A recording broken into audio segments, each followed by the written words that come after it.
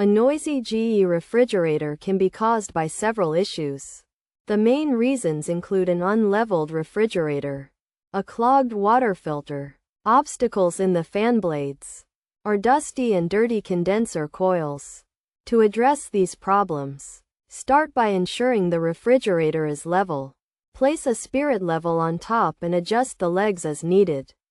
If the water filter is clogged, replace it with a new, compatible one. If it's poorly installed, consider seeking professional help.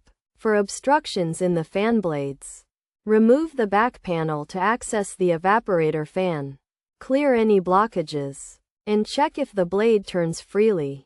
If this is not possible, unplug the refrigerator and contact a technician for assistance. Additionally, cleaning the condenser coils can also resolve the issue. Unplug the refrigerator, move it away from the wall, locate the coils, and use a special brush or a narrow hose vacuum to remove any dirt or debris. After completing these steps, plug the refrigerator back in and monitor the noise. If the problem persists, it may be necessary to call a technician for further assistance. By following these simple steps, you can identify and potentially fix the causes of the noise, restoring your GE refrigerator to its normal operation.